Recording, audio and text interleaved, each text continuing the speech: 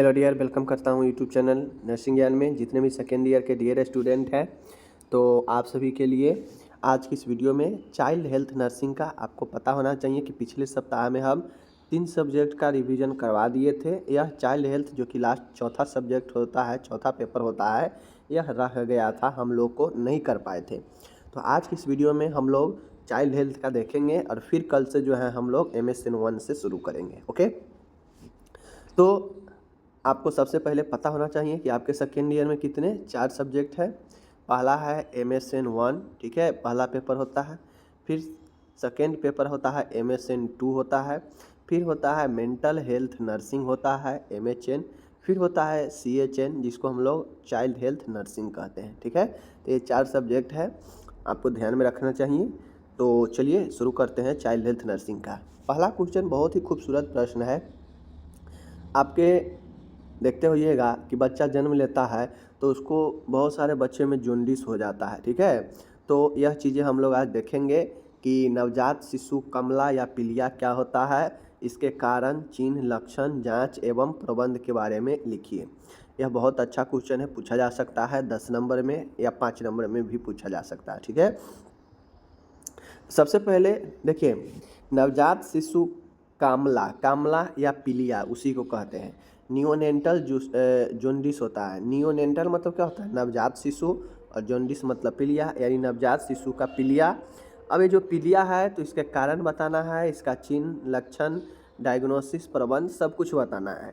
मैं आपको फर्स्ट में ही कह देता हूँ, नर्सिंग प्रबंध मैं नहीं बताऊँगा। नर्सिंग प्रबंध मैं कितना बार बता चुका हूँ कि बीमारी के अकॉर्डिंग जो है आपको लिखना है। 5-6 पॉइंट कारण से, लक्षण से उठाना है और उसको प्रबंध में कर देना है। लक्षण से 3-4-5 पॉइंट उठाना है और एज ए नर्स आप उसको कैसे प्रबंध करेंगे उसको कर देना है। तो नर्सिंग प्रबंध मैं नहीं बताऊंगा, बस इसका मैनेजमेंट तक हम बताएंगे। नर्सिंग प्रबंध आप खुद लिखिएगा। ठीक है, इसी को दूसरा रूप में हम लोग कहते हैं अति बिलुबिलीनता। रक्तता से क्या समझते हैं? इसका प्रबंध करें।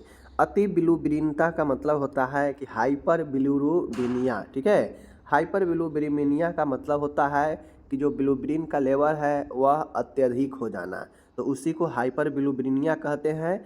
और जब बिलुबिलिन बहुत ज़्यादा बढ़ जाता है तभी तो जॉन्डिस होता है ना, तो उसी को दूसरे भाषा में हाइपर बिलुबिलीमिया कहते हैं, या फिर इसी को नियोनेंटल जॉन्डिस कहते हैं। ठीक है, तो चलिए हम लोग देख लेते हैं। क्योंकि यह बिलुबिलिन लेवल बढ़ने से ज़्यादा, हाइपर मतलब ज़्यादा होने से ही जॉन्डिस होता है। ठीक है, जॉन्डिस होता है, तो चाहे हाइपर बिलुबिलीमिया कहे या जॉन्डिस कहे, बात वही है। ओके, चलिए अब इस परिभाषा देख लीजिए।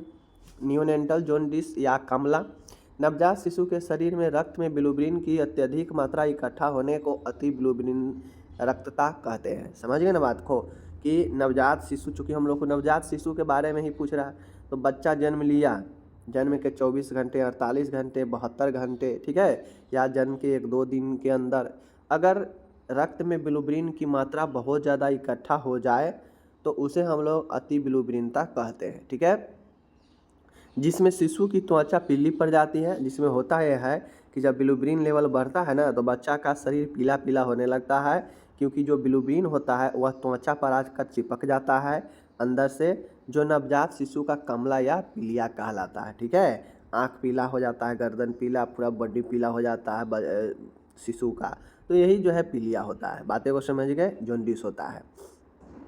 अब आप लोग को बता दें कि जिस प्रकार से बच्चा में जो ब्लड लेवल अधिक होता है अन्य के तुलना में, तो जब ब्लड लेवल अधिक होगा शिशु में, क्योंकि शिशु में ज़्यादातर बॉडी में ब्लड ही ब्लड रहता है, तो इस कारण से जो हीमोग्लोबिन का लेवल होता है शिशु में ज़्यादा होता है अन्य के तुलना में। तो उसी प्रकार से जब हीमोग्लोबिन का लेवल ज़्यादा है तो जाहिर सी बात है कि उसमें बिलुबिलिन का लेवल भी अधिक होगा। तो इस कारण बच्चे में बिलुबिलिन, हाइपर बिलुबिलिन का कंडीशन कब होता है? तो जब ये चीज़ें 15 से अधिक हो जाता है तो यह हाइपर बिलुबिलिन के कंडीशन में आ जाता है। और 17 से 18 mg/dl होता है तो यह हाई रिस्क में आता है। ठीक है, मतलब बहुत ज़्यादा रिस्क वाला हो जाता है। इतना अगर mg बिलुबिलिन का लेवल चला जाए तो यह हाई रिस्क में आता है। 15 से कम यानी 10 से लेकर 15 तक अगर है तो यह मीडियम लेवल का रिस्क में रहता है। और एडल्ट जो होता है, चाहे बच्चा हो चाहे एडल्ट हो, उसमें 0.8 से 2 mg प्रति जो है DL आपके होते हैं, क्या चीज़, बिलुबिन का लेवल, समझ रहे हैं। तो एडल्ट में अगर दो से ज़्यादा हो गया तो जॉन्डिस माना जाता है, समझ गए। और शिशु में इतना है, देख लीजिए, ठीक है, आप लोग को समझना है, समझ लीजिए। बता दिए कारण। अब इसके होने के क्या कारण हो सकते हैं, तो होने के कारण में लाल रक्त कोशिकाओं का जल्दी जल्दी अत्यधिक नष्ट होना, मतलब जो RBC है जल्दी जल्दी बनना, जल्दी जल्दी नष्ट होना। अब RBC ही क्या करता है, हमारे बॉडी में हीमोग्लोबिन का संचार करता है ज़्यादातर। तो जैसे जैसे जल्दी जल्दी RBC बनेगा, नष्ट होगा, तो बॉडी में जो अवशिष्ट पदार्थ है जैसे बिलुबिन है यह बढ़ जाएगा, ठीक है। यकृत, अब चूंकि जो बिलुबिन होता है यह कंट्रोल आपके लीवर के द्वारा ही होता है, ठीक है। तो जो लीवर है, यकृत है, उसका कार्य की अपरिपक्वता, जिसे बिलुबिन पर्याप्त मात्रा में रक्त से बाहर नहीं निकल पाता है। तो अब जो बिलुबिन है, जहाँ से आपको लीवर के द्वारा ही ये फंक्शन किया जाता है बिलुबिन का, तो जब आपके लीवर अपरिपक्व रहेगा, लीवर सही से नहीं काम करेगा, तो बिलुबिन की मात्रा बढ़ेगा ही बढ़ेगा, ठीक है। उसके बाद है रक्त समूहों की असंगतता से एरिथ्रोसाइट का क्षय बढ़ना। अब रक्त समूह असंगत होगा, जैसे माँ में कुछ और बेटे में कुछ और, तो इससे एरिथ्रोसाइट का जो क्षय है वह बढ़ने लगेगा। उसके बाद है पॉलीसेस्थेमिया, ठीक है, पॉलीसाइथेमिया, यह भी एक कारण बनता है।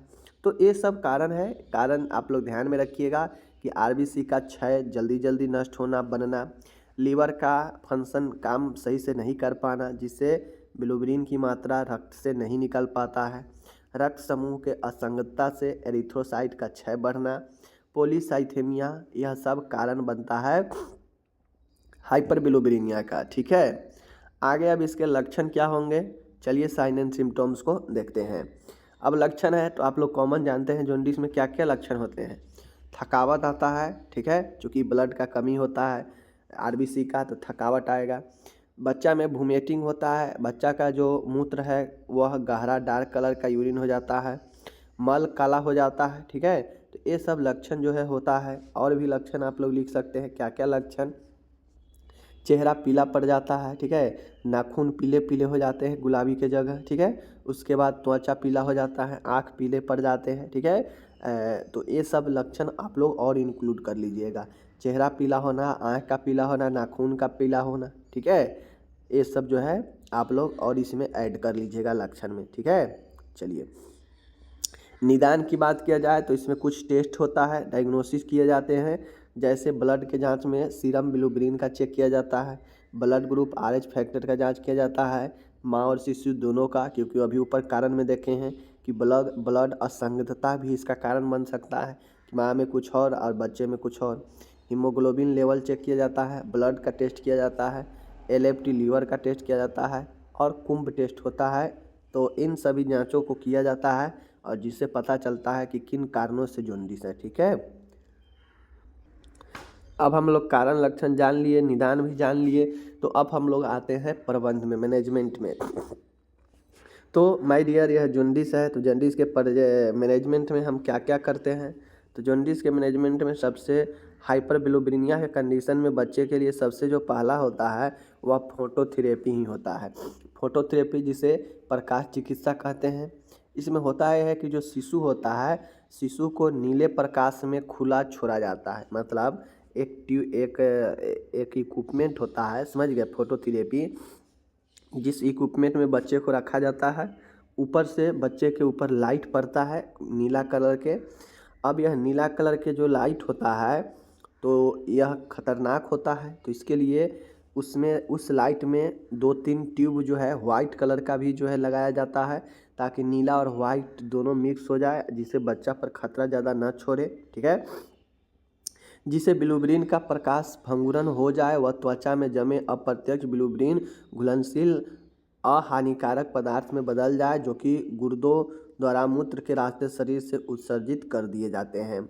अब ये होता यह है प्रकाश चिकित्सा में कि प्रकाश चिकित्सा में एक होता है, एक पात्र होता है, ठीक है, बच्चे को इसमें खुला सुला दिया जाता है, आँखों पर मास्क लगा दिया जाता है और आँखों को ढकने के बाद बच्चे को खुला जो है इस पात्र में रखा जाता है और ऊपर से जो है ट्यूब लगा होता है, ठीक है। ऊपर से 4-5 ट्यूब लगा होता है जो प्रकाश जो है डायरेक्टली बच्चे के ऊपर जो है गिरता है। अब इस ट्यूब में ब्लू कलर का ट्यूब नीला प्रकाश का यूज किया जाता है। अब इस नीला प्रकाश हानिकारक बच्चे को पहुंचा सकता है, तो इसके लिए इसके साथ 2 जो है ट्यूब वाइट कलर का भी लगा दिया जाता है ताकि प्रकाश मिक्स हो जाए और जो नीला कलर है उसका प्रभाव थोड़ा सा कम करे। अब ये लगाने के बाद क्या होता है, लगा दिया जाता है। अब प्रकाश लगाने के बाद डायरेक्ट बच्चा पर पड़ता है और पड़ने के बाद जो त्वचा पर जमे हुए बिलुब्रिन होता है बच्चे के, वह भंगुर हो जाता है, वह टूटता है। टूटने के बाद वह घुलनशील बन जाता है और धीरे धीरे जो है वह गुर्दा के द्वारा, किडनी के द्वारा, मूत्र के रास्ते बाहर निकल जाता है। तो यही प्रकाशीय चिकित्सा होता है, ठीक है। प्रकाश चिकित्सा की समय सीमा शिशु की अवस्था व रक्त में सीरम बिलुब्रिन के स्तर पर आधारित होती है। अब ये जो प्रकाशीय चिकित्सा होता है कितना देर दिया जाएगा, यह शिशु के अवस्था पर, कंडीशन पर निर्भर करता है कि बच्चे के रक्त में सीरम बिलुब्रिन का लेवल कितना ज़्यादा बढ़ा है, ठीक है। दूसरा है कुछ औषधियाँ भी जो है दिया जाता है। शिशु को कुछ निश्चित औषधि दी जाती है जो यकृत कोशिकाओं पर अपने प्रभाव द्वारा, ठीक है ना, ग्लूकोरोनी ट्रांसफेरेज एंजाइम का निर्माण को बढ़ा देता है जो बिलुब्रिन के उत्सर्जन में सहायता करता है। अब ये होता यह है कि कुछ ड्रग दिया जाता है जो क्या करता है कि ग्लूकोरोनिल ट्रांसफेरेज एंजाइम के निर्माण को बढ़ा देता है जिससे बिलुब्रिन का जो उत्सर्जन है उसमें सहायता होता है, समझ रहे हैं। तीसरा है एक्सचेंज ट्रांसफ्यूजन, प्रतिस्थापन रक्तदान। अब इसमें शिशु में, अब तीसरा जो इसका प्रबंध है कि इसमें शिशु में रक्त से बिलुब्रिन को शीघ्रता से बाहर किया जाता है। यह पूर्णकालिक शिशुओं में जब अति बिलुब्रिनता 20 mg/dl तथा अपरिपक्व शिशुओं में बिलुब्रिन स्तर 10 mg/dl हो तब प्रयोग किया जाता है। ट्रांसफ्यूजन का मतलब है कि ब्लड को ट्रांसफ्यूज किया जाता है निकाल कर, ठीक है, दूसरा ब्लड चढ़ाया जाता है। तो यह प्री मैच्योर बेबी में 10 से 15 और जो मैच्योर बेबी होता है उसमें 20 mg/dl से ज़्यादा होने पर यह एक्सचेंज ट्रांसफ्यूजन किया जाता है, ठीक है। जबकि जॉन्डिस कब हो जाता है, जॉन्डिस तो आपके 10 से 15 के बीच में अगर है तो नॉर्मल है, ठीक ठाक है, ऑटोमेटिक ठीक हो जाएगा। लेकिन जैसे ही 15 से ज़्यादा होता है तो यह हाई रिस्क में आ जाता है, फिर इसके ट्रीटमेंट कराया जाता है। और 20 से ज़्यादा हो जाएगा तो इसको जो है एक्सचेंज एंड ट्रांसफ्यूजन किया जाता है, ब्लड का ट्रांसफ्यूजन, ठीक है। तो यह 3 प्रबंध हो गया। पहला हो गया फोटोथेरेपी, दूसरा हो गया, पहला फोटोथेरेपी हो गया, दूसरा हो गया कुछ विशेष दवाइयाँ दिया जाता है, ठीक है, और तीसरा हो गया एक्सचेंज ट्रांसफ्यूजन, ठीक है, प्रतिस्थापन रक्तदान। ओके, आगे चलिए यहाँ पे मैंने इंग्लिश दे दिया है, चाहिए तो आप लोग इंग्लिश वाले इंग्लिश में इसको ले सकते हैं, कोई दिक्कत नहीं है। ओके, तो आप लोग देख लीजिए, जिनको इंग्लिश में लेना है आप अपना इंग्लिश ले सकते हैं, बाकी हम लोग चलते हैं आगे, ठीक है। चलिए यहाँ पे देखिए आपके लिए सब है, मैं रुकता हूँ, आप इसका स्क्रीनशॉट चाहें तो आप ले सकते हैं, कोई दिक्कत नहीं है, ठीक है। चलिए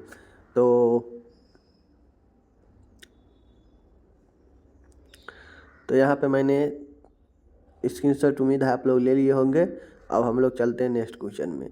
नेक्स्ट क्वेश्चन है, हाँ एक बात बताता हूँ, मैंने प्रबंध के बाद नर्सिंग प्रबंध नहीं बताया, तो नर्सिंग प्रबंध आपको खुद से लिखना है, भूलिएगा मत, ठीक है।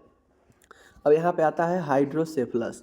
हाइड्रोसेफलस कहने का अर्थ है कि जल शीर्ष, मतलब हाइड्रोसेफलस को हम लोग जला शीर्ष कहते हैं। यह जल शीर्ष बच्चे के सर में जो है होता है, ठीक है। यह एक जन्मजात रोग है। जल शीर्ष के चिकित्सीय लक्षण, निदान, उपचार, शल्यक्रिया, प्री एवं पोस्ट नर्सिंग देखभाल बताना है। अब शल्यक्रिया के पहले और बाद में जो नर्सिंग देखभाल होता है आपको खुद लिखना है, मैं नहीं बताऊंगा, क्योंकि एक ही चीज़ को बार बार बताना ठीक नहीं है, समय बर्बाद करना, समझ गए। ऐसे भी वीडियो मैं बनाता हूँ तो कंप्लीट कोई लोग देखते हैं, कोई लोग नहीं देखते हैं, तो क्या फ़ायदा। जो लोग देखते हैं उनको ज़रूर पता है कि नर्सिंग देखभाल कैसे लिखना है, और जो नहीं देखते उनको तो कभी नहीं पता होगा, क्योंकि वो भागते हैं, देखते हैं वीडियो को ओपन करते हैं सीधा भागते हैं, तो उनको तो याद होगा नहीं होगा वो जाने, ठीक है। चलिए यहाँ पे देखिए हाइड्रोसेफलस क्या होता है। माय डियर, हाइड्रोसिफिलस जिसको हम लोग जल शीर्ष कहते हैं, ठीक है। एक होता है आपका हाइड्रोसिफिलस होता है, ठीक है ना, और एक होता है आपका हेमेटोमेगली होता है, ठीक है, ध्यान में रखिएगा। यहाँ पे है, इसका शाब्दिक अर्थ है मस्तिष्क में पानी भर जाना। हाइड्रोसिफिलस का अर्थ क्या होता है कि मस्तिष्क में पानी भर जाना। अब ऐसा थोड़ी ना कि बाहर से पानी आएगा भर जाएगा, मस्तिष्क में ही हमारा पानी की तरह CSF बनता है, ठीक है। CSF भी एक प्रकार से तरल ही है। तो जब इसका निर्माण अनियंत्रित हो जाएगा और इसका जो अवशोषण है वह नहीं हो पाएगा, तो क्या होगा, मस्तिष्क में ही जमा होने लगेगा। तो इस कारण से हमारे मस्तिष्क, बच्चे के जो मस्तिष्क है उसमें CSF का उत्पादन बढ़ जाता है और अवशोषण कम जाता है, ठीक है। जैसे डेली 2 लीटर पानी बन रहा है, लेकिन ठीक है, किसी टंकी में हम डेली 2 लीटर पानी रख रहे हैं, लेकिन खर्चा हो रहा है मात्र आधा लीटर, तो 1.5 लीटर डेली के बच जा रहा है। तो क्या होगा, धीरे धीरे यह बढ़ते ही जाएगा। ऐसा रहा तो टंकी एक दिन आएगा फुल हो जाएगा। तो उसी प्रकार से CSF हमारे स्पाइनल में भी बनता है, ब्रेन में भी होता है, ठीक है। अब मान के CSF बन रहा है, उत्पादन हो रहा है, लेकिन इसका अवशोषण होगा, अभी हमेशा डेली बनता है। अब यह अवशोषण नहीं होगा तो क्या होगा कि उसमें असंतुलन होगा, धीरे धीरे यह शरीर बढ़ने लगेगा तो यह आकार में भी वृद्धि करने लगेगा, सूजन टाइप से हो दिखने लगेगा। तो यही CSF का उत्पादन और अवशोषण में असंतुलन के परिणाम स्वरूप मस्तिष्क में जो एबनॉर्मल, जो असामान्य रूप से CSF है वह इकट्ठा होने से जल शीर्ष हो जाता है, हाइड्रोसिफिलस हो जाता है, ठीक है। इसमें नवजात का सिर समान रूप से बड़ा दिखाई देता है, मैं आपको आगे दिखाऊंगा, ठीक है। तो जलाशीर्ष का मतलब होता है कि इसका शाब्दिक अर्थ है मस्तिष्क में पानी भर जाना, ठीक है। पानी भरने का मतलब होता है कि जो हमारे मस्तिष्क में सेरेब्रोस्पाइनल द्रव है, CSF है, सेरेब्रोस्पाइनल फ्लूइड है, इसका उत्पादन बढ़ जाता है, अवशोषण कम जाता है, जिसके परिणाम स्वरूप मस्तिष्क में CSF इकट्ठा होने के लगता है, जिसे हम लोग जलाशीर्ष कहते हैं, ठीक है, हाइड्रोसिफिलस कहते हैं। इसमें नवजात का सिर असमान रूप से बड़ा दिखाई देता है। चलिए दिखाते हैं आपको, यहाँ पे देख लीजिए, यही जो है आपके बच्चा है। अब देखिए बच्चा का ये सर है, नॉर्मल सर रहता तो कैसे रहता आप लोग को पता होता, लेकिन ये देखिए कितना बड़ा बढ़ चुका है। इसमें क्या है कि इसमें बच्चे के सर में पानी भर चुका है, ठीक है, पानी भर चुका है, जो CSF होता है ना यह बढ़ चुका है, ठीक है। अब बढ़ने से यह सर बड़ा हो गया है समान रूप से, ठीक है, पूरा देख सकते हैं टाइटनेस है इसमें का, पूरा सुचर्स जो है नसें दिख रहा है, समझ गए। अब ये आपको पता नहीं चला है कि फ्रंटल इसका कहाँ है, पूरा ये प्लेन हो चुका है, समझ रहे हैं, आँख भी सही से नहीं खुल रहा है, देख रहे हैं ना, तो भौं भी देख सकते हैं। तो यही जो है आपके होता है, समझ गए, यही आपका जो है हाइड्रोसिफिलस है, इसी प्रकार से बच्चे में होता है, सर बढ़ जाता है, ओके। लक्षण क्या होते हैं इसका लक्षण, तो लक्षण भी आप लोग देख लीजिए। वक्ष के अनुपात में सिर बड़ा होना, वक्ष के अनुसार कहने का मतलब है कि हाइड्रोसिफिलस जब होता है तो यह जो है, तो ये चीज़ें हैं, तो जलाशीर्ष समझ ही गए होंगे, फिगर में समझ ही गए देखकर। अब इसके लक्षण में देख लीजिए। अब इसमें होता यह है कि जो बच्चा का वक्ष है उस बच्चा के वक्ष के अनुपात में सिर का अनुपात बड़ा हो जाता है, जो सुचर्स है वह दूर दूर हो जाता है। सुचर्स कहने का मतलब है कि खोपड़ी में ज्वाइंट होता है, ठीक है, बच्चे के खोपड़ी में ज्वाइंट होता है, जो सुचर्स के रूप में होता है, ठीक है। अब ये जो सुचर्स ज्वाइंट होता है खोपड़ी में, चूँकि पानी भरने से यह बढ़ जाता है, सर बढ़ जाता है, बढ़ने के कारण जो सुचर्स है, जो ज्वाइंट है, यह क्या हो जाता है, दूर दूर हो जाता है। बातें को समझ रहे हैं। कपाल पर सिराएं उभरी हुई दिखाई देना, अभी बताए हैं, अभी दिखाए हैं कि जो सिराएं हैं, जो वेन्स है वह उभरा हुआ दिखाई देगा। जैसे देखिए स्पष्ट रूप से दिख रहा है ना, स्पष्ट रूप से सिरा वेन दिख रहा है उभरा हुआ, तो यही उभरा हुआ दिखाई देता है, समझ गए। आगे है उभरा हुआ फ्रंटल। मैंने अभी ऊपर बताया कि जो सामने वाला जो मस्तिष्क है, फ्रंटल है, वह जो है आपका उभरा हुआ, मतलब भारी उभरा हुआ दिखाई देगा। सिर का आघात परीक्षण करने पर फूटे मटके जैसे ध्वनि उत्पन्न होना, सिर का आघात परीक्षण मतलब थपथपाने पर फूटे घरे मटके जैसे आवाज़ देना, ठीक है, याद रखिएगा। आँखों में परितारिका नीचे की तरफ तथा दृढ़ि पटल ऊपर की तरफ होना। देख लीजिए, फिगर में ही देख लीजिए, फिगर में ही देख लीजिए, बच्चा का जो आइरिस है पुतली नीचे की तरफ आ चुका है, समझ आ चुका है ना। तो यही जो है आपका आँख जो है बच्चा का नीचे की ओर आ जाता है, क्योंकि जो ऊपर से सर का है प्रेशर पड़ता है, ठीक है, ऊपर से सर का प्रेशर पड़ता है, समझ रहे हैं। आँखों की परितारिका आइरिस नीचे की तरफ तथा दृढ़ पटल ऊपर की तरफ दिखाई देता है। आंखें नीचे झुकी हुई, आंखें देखें नीचे झुकी हुई था तथा बालक ऊपर की ओर नहीं देख पाता है। ऊपर, अब ऊपर से भारी चीज़ है तो कैसे ऊपर जो है दिख पाएगा, तो नीचे की तरफ ही उसको दिखता है, झुका हुआ रहता है आँख, समझ गए। इंट्राक्रेनियल प्रेशर बढ़ने से उल्टी, ऐंठन और भिंगापन होता है, ठीक है। अब आईसीपी लेवल बढ़ने से, और आपको पता होगा कि सीएसएफ बढ़ने से ही आईसीपी लेवल बढ़ता है, इंट्राक्रेनियल प्रेशर। अब इसके बढ़ने से उल्टी होता है, ऐंठन आता है, भिंगापन दिखता है, ठीक है। तो ये सब चीज़ें होता है। तीखी आवाज़ में बच्चा रोता है। बालक का दूध पान ठीक से नहीं कर पाना, बच्चे दूध पान नहीं कर पाता है। मानसिक विकार एवं स्पास्टिक पक्षाघात। अब ऐसे कंडीशन में बच्चे में मानसिक विकार हो सकता है, कम नाड़ी व श्वसन दर होता है। तो ये सब लक्षण जो है एक हाइड्रोसिफिलस के बच्चे में देखने को मिल सकते हैं, ठीक है। इसलिए समय रहते इसका ट्रीटमेंट करवा लेना चाहिए। फिर से देखिए, वक्ष के अनुपात में सिर का बड़ा होना, सिर बड़ा दिखेगा। सीवन सूचर्स अलग अलग दिखेगा, दूर दूर। कपाल पर जो सिरा है उभरी हुई दिखेगा। सिर जो है आगे का जो फ्रंटल है वह उभरा हुआ रहेगा। सिर का आघात परीक्षण थपथपाने पर फूटे मटके जैसी आवाज़ देगा। आँखों में परितारिका नीचे की तरफ, दृढ़ि पटल ऊपर की ओर दिखाई देगा। आँख जो है वह नीचे की ओर झुकी हुई लगती है और बालक ऊपर की ओर देख नहीं पाता है। आईसीपी लेवल बढ़ने से ऐंठन, वोमिटिंग, भिंगापन, स्क्विंट हो सकता है। तीखी आवाज़ में बच्चे रो सकता है। बालक का दूध पान ठीक से नहीं कर पाना। मानसिक विकार, कम नाड़ी व श्वसन दर, ये सब लक्षण देखने को मिल सकते हैं बच्चे में हाइड्रोसिफिलस के, ओके। निदान की बात किया जाएगा तो आपके सामने निदान है। निदान की बात किया जाएगा तो सबसे पहले सिर का सरकमफ्रेंस, सिर का परिमाप लिया जाता है। देखा जाता है कि नॉर्मल सिर और एक हाइड्रोसिफिलस के सिर में, दोनों में कितना बढ़ा हुआ है, कितना अंतर है, ठीक है। एक्सरे करवाया जाता है, सीटी स्कैन और वेंट्रिकुलोग्राफी करवाया जाता है, ठीक है। वेंट्रिकल्स को देखने के लिए वेंट्रिकुलोग्राफी करवाया जाता है, क्योंकि वेंट्रिकल के ही आसपास सीएसएफ द्रव जो है इकट्ठा होता है, तो ये देखा जाता है वेंट्रिकुलोग्राफी के द्वारा, ठीक है। तो ये तो हो गया आपका निदान, डायग्नोसिस समझ गए। ट्रीटमेंट की बात किया जाए उपचार की, तो उपचार की बात देख लीजिए।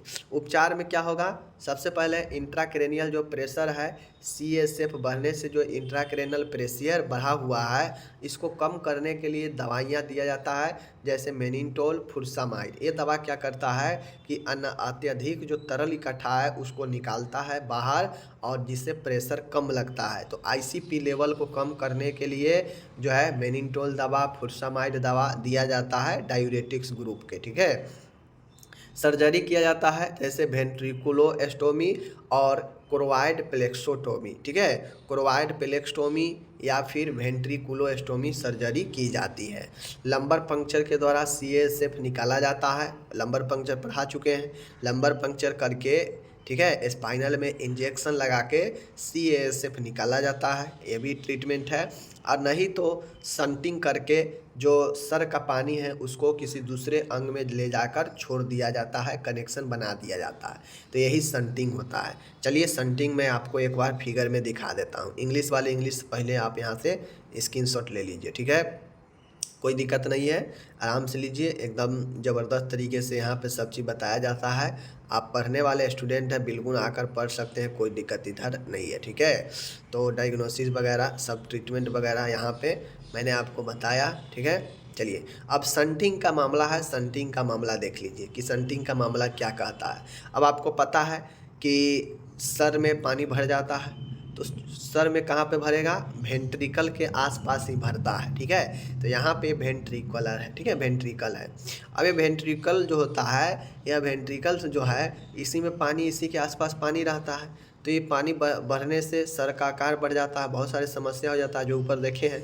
तो इसमें संट करने का मतलब है कि सर्जरी के द्वारा एक पाइप लगा दिया जाता है, कहाँ वेंट्रिकल, जहाँ पे CSF बन रहा है, तो वहाँ पे एक पाइप डाल दिया जाता है और वह पाइप का जो रास्ता है वह पेट से कनेक्ट कर दिया जाता है, एब्डोमिनल कैविटी में कनेक्शन कर दिया जाता है। यानी यहाँ का जो पानी है वह पेट एब्डोमिनल कैविटी में आकर यहाँ पे आ जाएगा, जिससे इधर जो है पानी का जो उत्पादन है, जो इकट्ठा हो रहा है वह कमेगा और यह आके एब्डोमिनल में जमा हो जाएगा। ठीक है, तो यही संटिंग होता है। संटिंग यहाँ पे किया कनेक्शन और ला के कनेक्शन जोड़ दिया एब्डोमिनल कैविटी में। ठीक है, यह कहीं भी यह जो है कहीं भी कनेक्शन कर सकता है, ऐसा नहीं है कि एब्डोमिनल कैविटी में। हम इस फिगर में आपको बता रहे हैं कि एब्डोमिनल कैविटी में कनेक्शन कर दिया गया है, समझ गए, जहाँ पे सर का पानी इधर आकर जाएगा। ठीक है, चलिए, तो ये सब चीज़ मैंने आपको बता दिया। अब आप जिनको दिक्कत है, इस प्रकार से आपको बच्चे को लगता हो दिक्कत, तो आप लोग ट्रीटमेंट ज़रूर कराइए। ट्रीटमेंट में दवाई वगैरह से ज़्यादा काम करता नहीं है, तो इस दौरान आपको उपचार में ICP लेवल को कम करने के लिए बेनिटोल, फुरसामाइड देते हैं ताकि दर्द वगैरह कम हो सके। ठीक है, क्योंकि ICP बढ़ने से दर्द बढ़ता है बच्चे में या किसी में, तो उसके लिए दवाई देते हैं। सर्जरी में वेंट्रिकुलोस्टोमी, क्रोवाइड पेलेस्टोमी किया जाता है या फिर लंबर पंक्चर करके CSF निकाला जाता है। ठीक है, और संटिंग किया जाता है, जो कि मैंने आपको नीचे बता दिया है। ठीक है, संटिंग करके मस्तिष्क के पानी को किसी दूसरे कैविटी में इकट्ठा भेजा जाता है। ठीक है, तो ये आपका हो गया, मैंने 2 क्वेश्चन अच्छे से बता दिया। अब इस पर सर्जरी से पहले, सर्जरी के बाद नर्सिंग देखभाल कैसे आप लिखेंगे, आप समझिए, आपका काम समझे, क्योंकि इससे पहले भी हम जो है पढ़ा चुके हैं। तो एक ही चीज़ को बार बार नर्सिंग प्रबंध बताना ये ठीक बात नहीं है, समझ गए। तो आप खुद से लिखिए, खुद से समझिए, अगर पढ़े हैं तो, नहीं तो हम पढ़ा चुके हैं पहले भी, जाकर चाइल्ड हेल्थ नर्सिंग के प्लेलिस्ट में देख सकते हैं। ओके, धन्यवाद।